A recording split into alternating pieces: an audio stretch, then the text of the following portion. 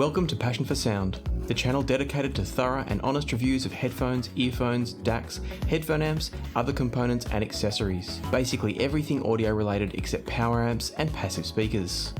My name's Lachlan and my goal is to explore and discuss all kinds of audio topics, even the controversial ones, to help us all find more enjoyment from music.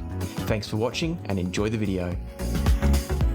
Hey folks, welcome to another Passion for Sound audio review. And this week's going to be a bit of an interesting week because I've kind of got 3 micro reviews, so I'm not sure yet as I record this exactly how I'm going to release them, but the schedule might be a little bit different this week to usual. Starting us off with the micro reviews are the Tanchjim Hana here. This is an IEM that I have referenced before in a couple of reviews, most noticeably being the C Audio Yuma review. And I want to say a quick thanks again to Andy from Melbourne Chi-Fi Audio for making this review possible. Andy sent me the set of Hanas and I've kind of been sitting on the review so I didn't dump a whole lot of IEM reviews all at once, but I think now's the time to talk to you a bit about the Tanchjim Hana. The Hana retails for about 144 US dollars or around about 230 Australian dollars. It uses a single dynamic driver with a liquid crystal polymer diaphragm, but if you have a look at it as we talk through it today, what you'll quickly realise is as much as the Hana has some nice technology going on, it's much more, I think, about the aesthetics of the unit itself.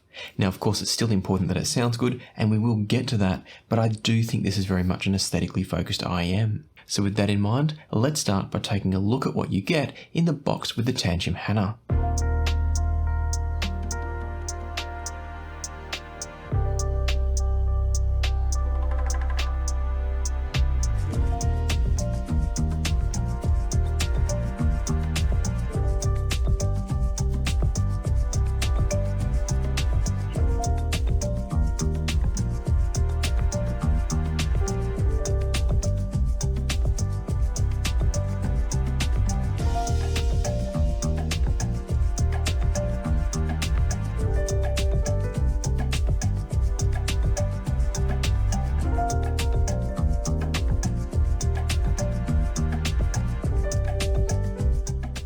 I have to admit that I was immediately impressed when I opened up the Hanas for the very first time. Not only did they look great, I think they look fantastic. They're probably more suitable for women than men, I think. Personally for me, I think they look good. I know my wife absolutely loved the look of them and she wants to grab this pair for herself when I finish reviewing them. So I think maybe they're going to lean more towards an aesthetics that's appropriate for women, but at the same time, there's absolutely nothing wrong with them for men to like them as well. I certainly have no issues wearing them in public. I think they look great. Rose gold and white is always a really classic and classy combination, I think. But it does make them stand out a little bit, so it is going to depend on your own personal tastes. Other than the actual aesthetics of the design though, the other things that impressed me is that each of the Hanas here is made out of a solid stainless steel casing.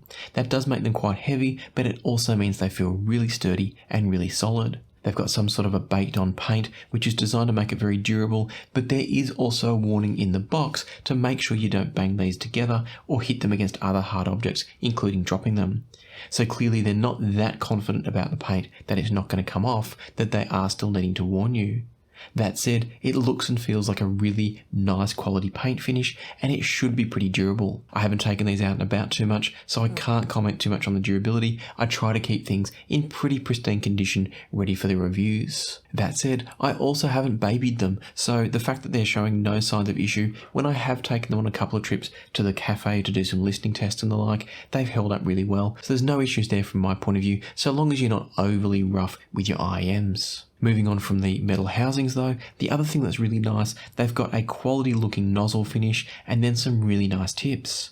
All the tips are white silicone, but they feel like a good quality silicone and you get a nice range of choices. Specifically, you get small, medium and large, but more importantly, you get 2 different sets. One that's designed to emphasize the bass, the other that's designed to emphasize the treble. And as you'll see when we get to the sound quality discussion, it absolutely works. Rounding out the accessories, we've got 2 more things. We've got this cable here, which is a copper cable. It's got a clear sheathing with a white stripe through it.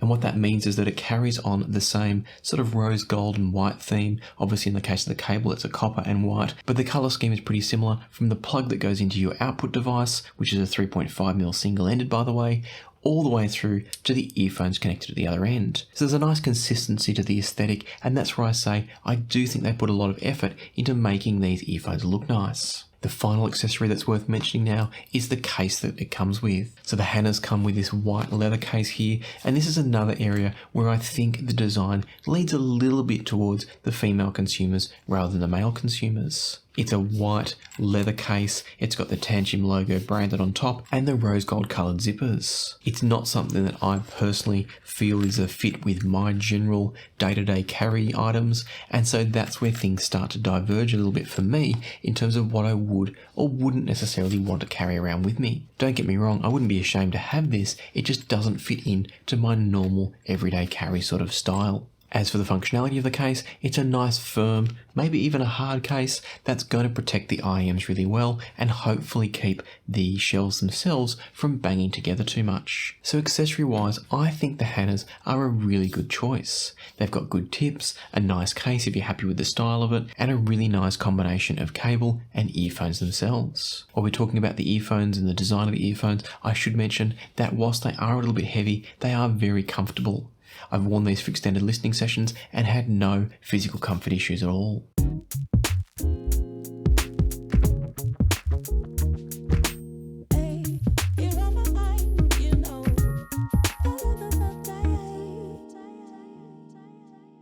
So at this point for me, having opened these up, checked out what was in the box, and generally being pretty impressed, the next question of course was how did they sound? Given that this is an IEM that comes with two different sets of tips, I should mention that most of what I'm going to say to you now is based on the bass enhancing tips. The reason being is that I think it gives it the more balanced overall sound signature, as you'll also see from the frequency response graph here. Now it's always worth mentioning when you look at the frequency response curves that I share on the channel here, that they're taken with a mini DSP ears. That's not a laboratory grade device, and therefore you do need to take my measurements with a little bit of a grain of salt.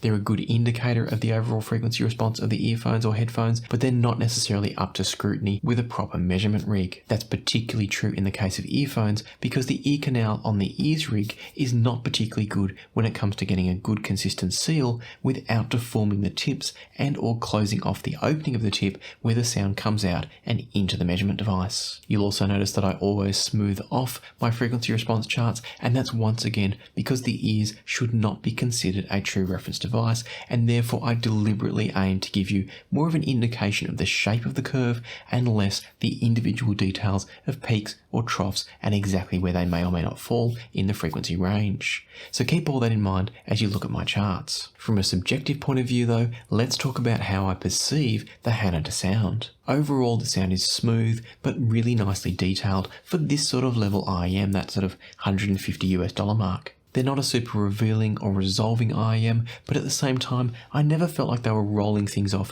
and smoothing over detail. It's just that they don't bring it forward in the mix, and they do provide a smoother presentation, which will often take your concentration or your focus away from some of the details and onto the overall musical picture. And that's certainly for me where the Hanas excel, is in that overall musical experience. Now I did do a more thorough comparison of these with the C Audio Yuma in my review of the Yumas. I'll put a card for the Yuma review at the end of this review so you can jump over there and check that out if you'd like to. For this review I am going to focus entirely on my experience just listening to the Hanas on their own. One thing that's probably very important to mention here is if we start talking about the bass.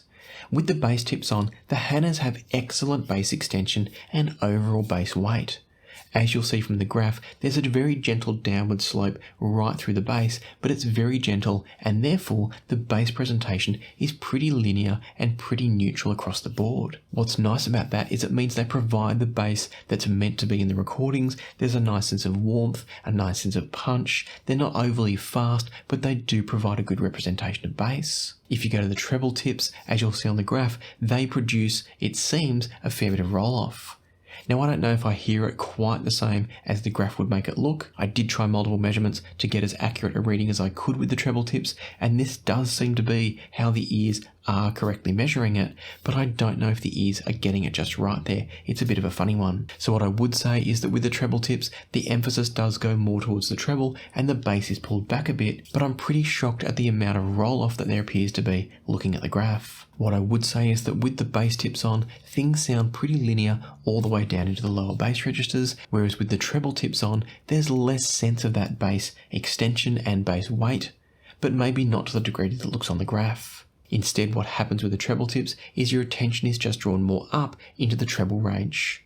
Or actually, as you're looking at, it's going to be up into the treble range. Focusing again now on the performance with the bass tips, the thing that I really like about the way the Hanas produce bass is that it's well balanced with the rest of the signature. They come across as having bass, having a sense of warmth, but not being overly bassy or overly warm. And in that regard, I do think the frequency response graph shows pretty accurately what I hear from these with the bass tips. What that means from an overall tonality point of view is that I find the Hanas to be pretty accurate with their overall tonality.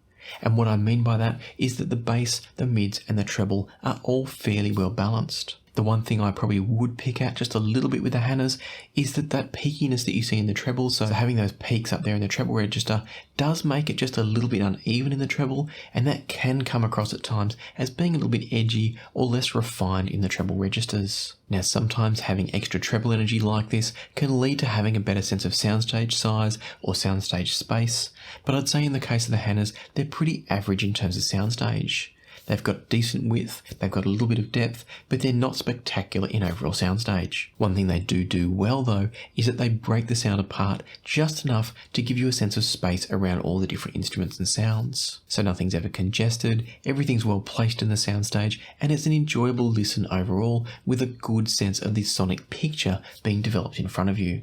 Or at least sort of in your head. It doesn't throw the sound a lot forward of you, but certainly it keeps a nice image in and around your headspace. Switching to the treble tips will improve the sense of soundstage space, but it does come at the cost of just a little bit of extra, maybe harshness, maybe dryness, edginess in the treble. It's not extreme, but it's less smooth and for me, a less enjoyable overall experience. Ultimately for me, I find the Tanchjim Hana to be a really solid, easy to listen to, enjoyable IEM. It's got a tonality that occasionally hits a little bit of magic and brings a track alive, and the rest of the time is always completely enjoyable. In my review of the C Audio Yuma, where I directly compared the Hanas to the Yuma, one of the things I mentioned is that the Yuma has a level of technicality and resolution that goes beyond what the Hana is capable of. But for me, the Hana is often the more enjoyable earphone. It brings the music to life a little bit more and can be a more engaging listen. The Hanas definitely are not the most resolving IEM at the price point. They're not something I would suggest you go to if you're looking for an analytical, super detailed, super resolving sound.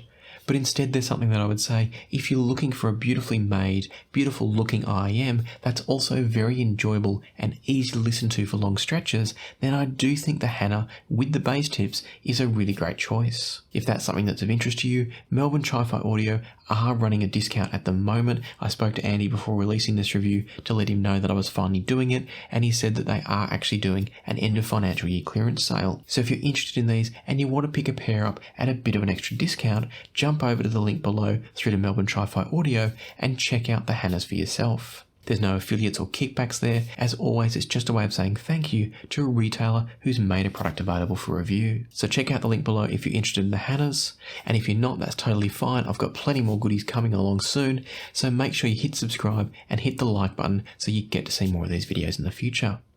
For now though, I'll leave you to the music, so happy listening and I'll see you here next time on Passion for Sound.